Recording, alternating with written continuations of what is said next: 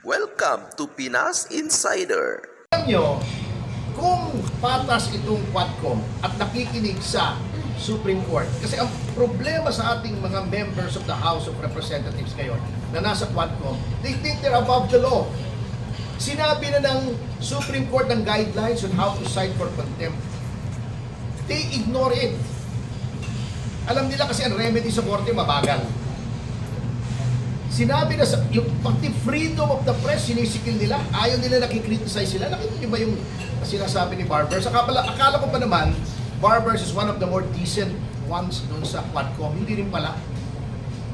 Can you imagine, hindi lang siya nag-press con na pa-imbestiga daw yung mga critics nila. Nag-privilege speech pa, ginamit pa yung mantle of parliamentary immunity para magsalita. Alam nyo, katamaran yan eh. Alam nyo, kung if he feels aggrieved, then he should file the necessary cases. Huwag nyo ihahagi sa NBI yung blanket investigation. You should file a case for libel or civil damages. Kung tingin mo may mga na-insulto sa inyo, na-harm sa inyo, hindi yung tatakutin nyo by saying the NBI should investigate.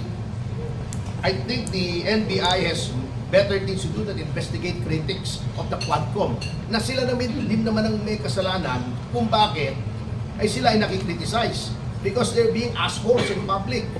Oh. Sir, gaano katagal na pong under detention si Cassie Ong? At More than 3 months na. And her initial detention is illegal dahil she left the country legally. Noong umalis siya, wala pang contempt charge. Nung kinuha siya sa Indonesia, binalik siya rito, walang case against her. Bakit siya kinuha ng NBI? Ang the only cause of caption or detention that should have been used was the contempt order ng House. Eh bakit hindi yung Sergeant at Arms ang sumalubong? Bakit NBI? Ba't nilagay siya sa NBI? Those are grounds for charges of arbitrary detention nga eh.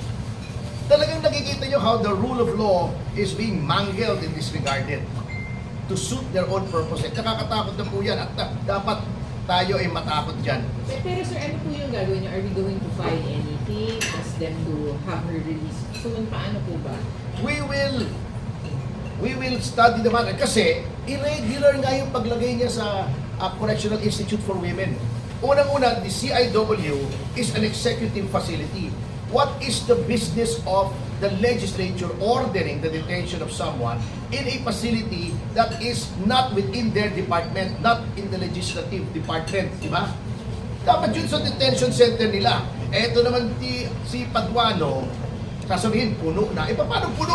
Wala kang ginawa kundi mag-contempt and disregarding the ruling in Ong versus Senate Blue Ribbon Committee, which by the way was successfully argued by yours truly in the Supreme Court, na sinabing may due process. Kung matino itong mga taong ito, ito dapat ang ginawa mo kung gusto mo may due process. Sasabihin mo, i-produce ko itong dokumentong ito. Sasabihin ko, wala po sa akin, hindi ko ma-produce. Dapat imbestigahan mo muna kung maaaring ang nasa akin o hindi. Paano pag pinaproduce ako ng resibo sa grocery ni Salima Refran doon? Sabihin ko wala sa akin, contempt ako, imbestigahan nyo muna kung naibigay sa akin o nasa kanya pa, to cite a very simplistic example.